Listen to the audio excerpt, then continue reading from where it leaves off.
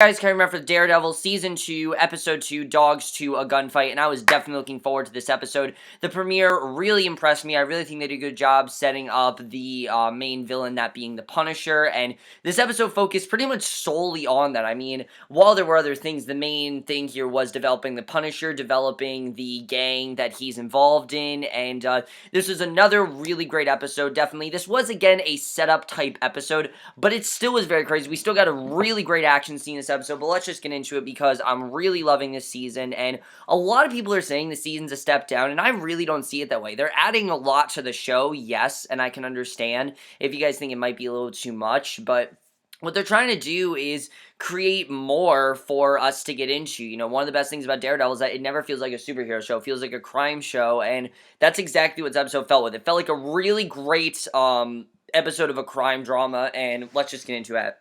So, we start off literally right where the last episode left off. We see police investigate the shooting in the hospital. Foggy talks to Karen on the phone, tells her he doesn't know where Matt is, because as we know, the Punisher pretty much brought him down. He tells her not to let Grotto talk to anyone before he hangs up, and walks up to the crime scene where he overhears the cops' radio about gunshots on a rooftop, and Foggy rushes to the rooftop to search for Matt, but he can't find him, so he rushes to another, and he eventually finds Matt laying on a rooftop unconsciously, and luckily, Matt's okay. Obviously, we knew Matt was going to be okay. He's the main character. Foggy takes the mask off. Matt looks like he can't breathe, and you can see that obviously he really needs his help. Now, something I really like in this episode is that while this was Matt's episode, this very much was Foggy's episode. Like, this episode very much was showing how Foggy can do this sort of thing without Matt, which I thought they showed really well. So Matt wakes up on his couch as Foggy prepares some food in the kitchen. Matt asks for an aspirin, and Foggy criticizes him, eventually telling him that Grotto's going to make a deal with NYPD. And basically, Foggy wants Matt to stop and rest, but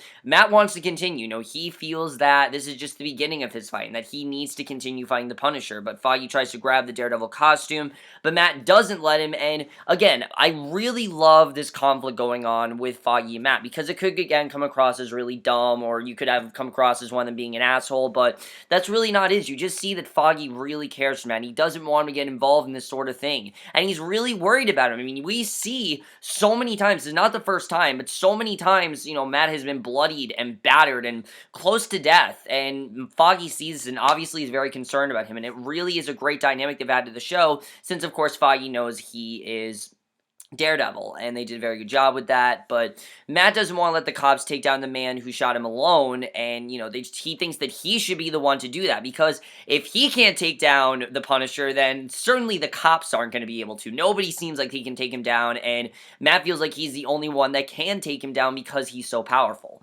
So Foggy continues urging him to get some rest before leaving, and basically, it's a really great scene. I definitely like that. But it is really the only scene that Matt and Foggy have in this episode, which is fine, because most of this episode centers around Karen and Foggy trying to make this deal with Grotto, which was very interesting, and I definitely really enjoyed that. And also, I like the focus that Grotto got in this episode. So Grotto sits with Karen in an interrogation room. He's paranoid about being found here and wonders why Karen doesn't seem more scared. Foggy enters, begin questioning Grotto about why he said an army took out the Irish family if he knew it was only one guy, and Grotto claims that he thought it was a myth, and policemen enter the room, give Grotto an orange jumpsuit for him to change into, and the officer asks Karen and Foggy to step outside. The officer urges Foggy and Karen to take whatever deal they've offered before telling him about the vigilante who took down Daredevil, because obviously this is a very dangerous vigilante, and they need to worry about him, and even though Grotto, is a concern, this vigilante needs to be their main focus, and he says the vigilante makes things bloody, but he's inspired by Daredevil, and isn't the first, but he hasn't seen anything like him regardless. Now, this is very interesting, it really adds something interesting here. A lot of the reason why he, I think, is fighting Daredevil is because he's amazed by him. He doesn't understand how Daredevil is the way he is, and obviously he's inspired by him. It's really interesting to see, and I like the way they're handling that. Definitely very interesting there. So Matt strolls through the apartment, fills a glass of water, but the screeching sound from the faucet overwhelms him. He stops himself while walking back to the couch and pours out some pain pills. The sound of them hitting the table is too much for him, and again, we know how sensitive he is to hearing and things like that. He drops his glass of water and starts panicking. The glass hits the ground. He realizes he can't hear anything despite his yelling and hitting the wall, which is crazy, definitely. I mean, we don't know how this has happened to him, but it seems like this is something that either the Punisher did or somehow he's been impaired of hearing all of a sudden, which is very interesting and really something we've never really gotten into before, and I think this episode showed that really well. I definitely like that. So Foggy and Karen meet with investigators who plan to move Grotto, and the woman doesn't shake hands with Foggy, and she's extremely rude. Like, she doesn't even want to, she's not even interested in their help. She tells Foggy that eventually he'll need a favor from the DA's office, and depending on how this goes for him, the outcome of this favor will be determined by his actions now. She tries to leave, but Foggy calls U.S. Attorney's offices and mocks the woman, and I thought that was a very funny scene. I like the way that Foggy mocked her, because you know what, she really deserved it. I mean, she was being a bitch to him. She definitely deserved to, be ridiculed like that. I'm not upset that Foggy did that. It made sense why he had to do that. She, like I said, she was being a bitch. So she instructs him to hang up, and he eventually does, and so she asks what he wants, and he wants the New York DA to vouch for him. And Nelson and Murdoch will represent Grotto in court, and that's basically what he wants, which Grotto explains that he'll tell them everything he can if they offer him a deal, but they're shutting down the idea. They want information on Edgar Brass, so they want Grotto to get him to talk, or else they'll just let him go, and the vigilante will find him. And they reveal, finally we find in this episode, we hear the name The Punisher, which I was very happy about, and again, like I said, you can just tell that things are much more faster paced because at this point, we were just hearing the name Wilson Fisk. We didn't actually get to see Wilson Fisk. And right away, we see another scene in The Punisher, which, I mean, just John Bernthal. He hasn't had many lines. He really hasn't. And this episode as well, he hasn't had many lines. But he's just so intimidating. Just a look at this guy gives you chills. It really does. And I really think he's selling it very, very well. They're really writing The Punisher as true to the comics as possible. Of course, I don't know the Punisher in the comics, but I know this is how he's supposed to be written. I think they did a very good job with that here.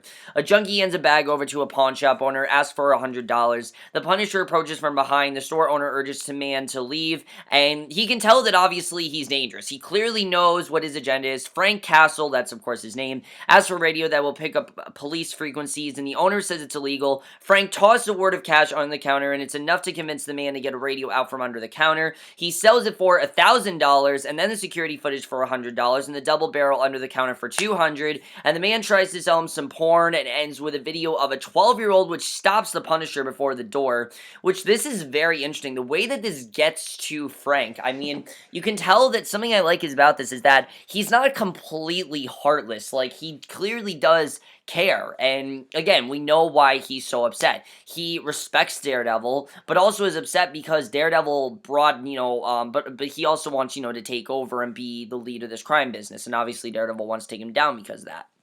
So he switches the sign to close, starts back to the counter, picking up a bat on the way, which he uses to beat the man, and that's very interesting. So I don't know if maybe Frank's been through some shit, but I really think he has. I mean, this really shows that the way he was affected, it didn't just seem like, oh, that's terrible because you said it was a 12-year-old. This really seemed like it personally affected him, and it really seems like this man knew who he was, which is very interesting. I definitely mentioned seeing what's going on with him, and I like that we had this scene. It's a very effective scene, and definitely makes me interested in seeing really what's going on with Frank, because I just really want to learn more about this character, Frank Castle. Like I've told you guys, I don't read the comics for a reason. I want to go into this show not knowing what's going on, so that way I'm surprised, and this is something that really surprised me. I think they did a very good job with that scene.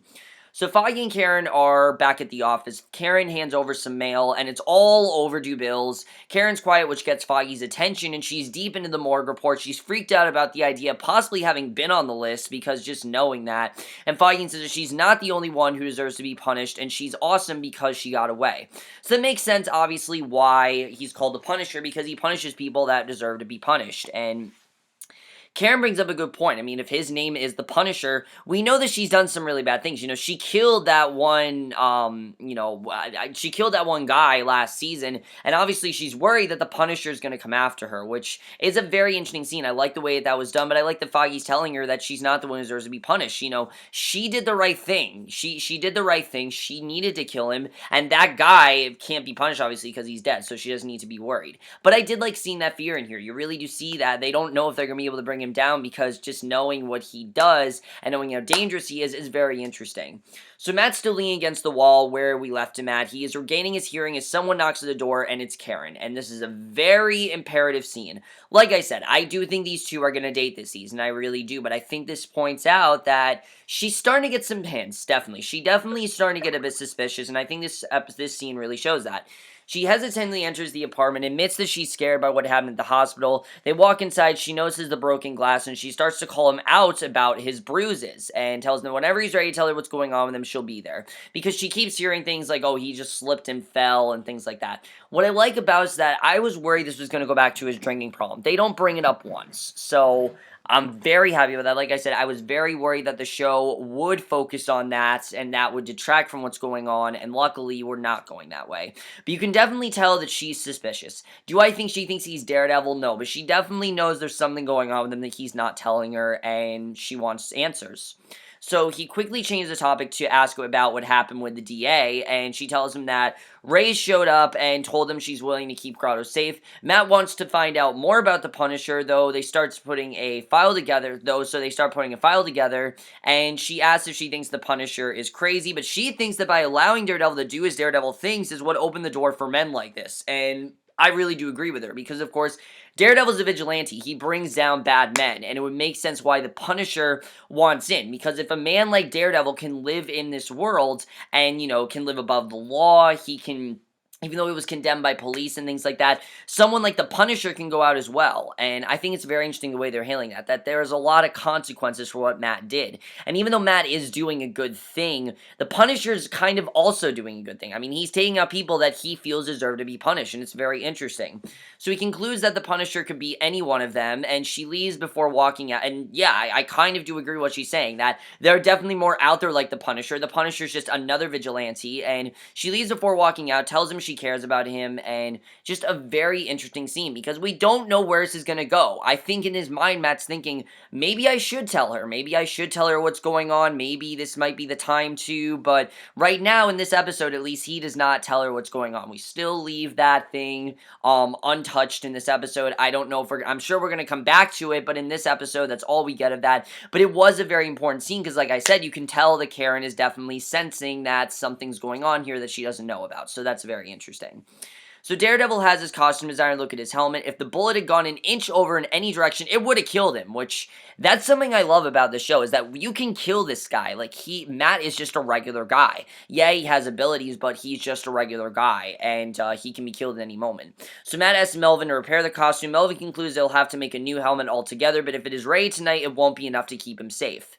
And you can tell that Matt, obviously, is determined to take down Frank. Like, he wants to go to Frank, maybe confront him, and I don't think that Matt's agenda is to kill Frank. I don't think that's what he wants to do. I do think that he wants to talk to him and maybe figure out what's going on there. But it's clear that Frank doesn't want to do that, which is very interesting, and we'll get into that. So police leave the crime scene from the Irish mob slaughter, and Matt sneaks in to investigate. He finds the entry where the car is parked and chains are on the ground, but there's no dog there. And obviously, we know that gang, is called the Mad Dog Gang or something. I can't remember what they were called. But he follows a trail of blood, which leads him outside, but finds a man hosing down the sidewalk, and he does, however, pick up the sound of a police scanner. He enters a building and eventually finds the injured dog chained up in an apartment. He feeds it some treats to calm it down. The apartment is stacked full of automatic guns and other weapons, and he knows that something bad is going to happen. He doesn't know what's going to happen, but something bad is going to happen there. A man rides on the side of a truck into a garage and tells other men that they're going to break it down for parts.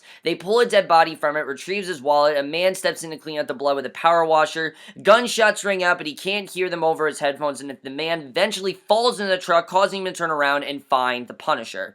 So Matt continues to search through the Punisher's apartments and hears several police scanners running at the same time, and it's a really crazy scene. You don't know what's going to happen here. I mean, the Punisher seems to be much more, skilled than Matt is in this sort of thing, which is really crazy.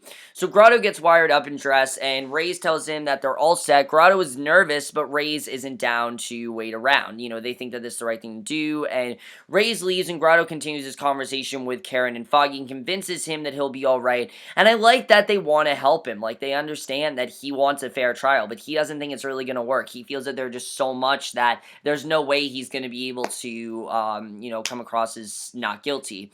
So Foggy shows Grotto his witness protection papers before he heads off to try and get Edgar Brass to talk. He asks Karen for a kiss and for a good luck, but she gives him the middle finger, and I thought that was very funny. I definitely really enjoyed that. And after Grotto leaves, Karen asks about Matt and Foggy. Foggy unconvincingly tells her he said he'll be turning in early tonight. So she can definitely tell that there's something going on. I mean, she's not going to accept these answers. She knows that there's more going on there. Foggy obviously doesn't want to tell her because of the consequences, but this is already having problems. I mean, you can already tell that she's getting very suspicious, and I wouldn't be surprised if Karen starts to figure things out. She's a smart girl. She's a very smart girl, and I definitely think that Karen is going to find out before they even tell her. Definitely, I think that's going to happen. So, Grotto approaches a fence, slips inside, Reyes and others watch it via security cameras. Grotto calls Brass out, but no one is answering. He sees a man near a shipping container. He goes inside. The cop offers him a vest. It turns out the cops are using Grotto as bait for the Punisher, which is very interesting. But it does make sense because they know, of course, the Punisher wants Grotto, and they hear the target is inbound over the radio. A truck approaches and barges right into the area. The police unload on it and shoot a man in the driver's seat, but it's the man who was cleaning it. He's taped to the steering wheel, and Reyes realizes that the Punisher knew it was a trap, and he's looking on from atop a water tower. Grotto wanders out of his shipping container. A smoke grenade goes off at his feet. Daredevil drop kicks him off the tower. The two fight on the ground as water from the tower pours down on him. Really crazy scene overall, and Karen wants to go get Grotto, but Foggy urges her not to enter the war zone, and that it's not safe to do. And I thought it was interesting that Karen wanted to save him, but obviously, Foggy knows how dangerous it is. But we know that Karen's kind of a badass. I mean, when she gets in there, she really does fight, and that's something I love about Karen. She really does fight dirty. Reyes orders her policeman to start shooting at the fight. The Punisher is eventually shot in the shoulder before throwing himself and Daredevil through the roof down to the ground, and the two rise up slowly and face one another. Noises start to get to Daredevil, and the Punisher can tell that definitely is starting to get to him, and Foggy arrives at the scene, the cops declare the area is clear, and that's how the episode ends. So overall, guys, another really solid episode. I really like the way this was done. But let's talk about Frank and Matt, because it's a very interesting situation. To me, it doesn't seem like Frank wants to bring down Matt, rather than he wants to confront him. He wants to know what's going on with him, how he can be like him, and I think he's also kind of jealous of him, because if a man like that can live in this world, why can't Frank? Frank should be allowed to live, and it is a pretty valid argument. I definitely will say that, and I like the way that they're handling that, I have to say. Very interesting seeing where that's going to go. Very interesting stuff with that overall. But what does Matt really want to do? Does he want to bring down the Punisher, or does he just want to confront him? Because I feel like Matt wants to confront him. After what Karen said especially, I feel like that definitely is his agenda. Like, he wants to find out what's going on with him before he actually confronts him. Let's talk about the scene with the child pornography. Now, anyone could say he was affected, but was it something where he was just affected because that's his job and that's what he does, that he punishes people for things that are wrong? Or did it really personally affect him? Because it really seemed like it personally affected him, like it really had an impact on him, and that there's definitely more going on with this man than we think there is, and that's very interesting. I really do want to find out more about the character of Frank Castle. They're already setting him up to be a very interesting character, and I really like the way that's done. And different from Wilson Fisk. Wilson Fisk, if you remember, thought he was doing right. It's clear that Frank Castle thinks he's doing right as well. You can definitely understand that. But the difference between Wilson Fisk and Frank Castle is that Wilson Fisk, wanted to make the town better, and Frank Castle wants to kind of just punish people. We don't really know exactly what Frank Castle's agenda is right now. We know he's the Punisher, but besides that, we don't really know what else is going on. I heard we're going to find out in episode 4, but we'll have to see what's going on there. Definitely very interesting stuff with that. I like this character of Grotto, but it's clear that this is going to be who the Punisher wants to take down right now. Like, the Punisher wants to take him down. Grotto seems to, Karen wants to, get him, but obviously it's a war zone right now. It's really crazy the way the town is. I mean, it's not getting better. If they want the town to get better, that's not what's going on. The town is in no way getting better. It's getting much worse, definitely, and we'll have to see what's going on there. Let's talk about Karen, because it's clear that Karen knows what's going on with Matt. She doesn't know that he's a Daredevil, but she definitely suspects that there's something going on that he's not telling her, and either way, she's going to find out very soon. They're going to have to deal with this, and I know it's something that they don't want to have to deal with, and they don't want this conversation to come up, but it's got to happen. It's got to happen. She's got to find out eventually, and I think that she's about to find out very, very soon, if I can, honestly. Just the way that it was done in this episode, it definitely seems like Karen's going to find out before they even tell her. She's going to start to put clues together, and like I said, Karen's not an idiot. That's the thing. She's not an idiot, and I like the way that they handle that. Definitely very interesting stuff with that. I like the way that's done. obviously the cops are realizing that they can't really take down Punisher, that they need someone like Daredevil, they need Foggy, they need Karen, they need people like that to help them out, even though they didn't want their help initially, they need their help, and I like the way that's done. And again, I think they're really showing that Foggy is capable. He is capable of, taking down some men if he has to, and I think they're showing that really well here, and I definitely really enjoyed that. Definitely really good stuff there. Also, the action scene in this episode, like I said, were incredible, really incredible stuff with that. I definitely really enjoyed the way that that was done. And then let's talk about Matt as well. Do you think Matt's going to be able to take down Frank? I mean, it seems like Frank is just so much more calculated and so much more powerful than he is. And definitely, I don't think Matt's going to be able to take him down alone. I mean, we know that Elektra, like I said, is going to come in the picture. No really references to her in this episode, but the one in, the first episode that, in the premiere this season, that's enough for me for them to reference Elektra. I'm perfectly fine with that. If they want to reference her all they want, that's awesome. But I do feel like Foggy's going to convince Matt that he needs to step back a bit. Like, this isn't going to work for him. I mean, like we heard from Melvin, if that bullet would have hit his head anymore, he would be dead. And obviously, Matt needs to be very careful. But Matt is determined. He obviously wants to take down the Punisher, and he wants to do what he can to make sure that he's brought down. I understand that, but it's not going to be easy. You can already tell that it's proving to be much harder than he thinks, and it's going to be very interesting to see what's going to happen there. But over, guys, I know you guys saw this episode. Absolutely love this episode. Really loving this season overall. And we'll see you guys in the next one, which will be for Shameless, and we'll see you guys for that. Okay, bye.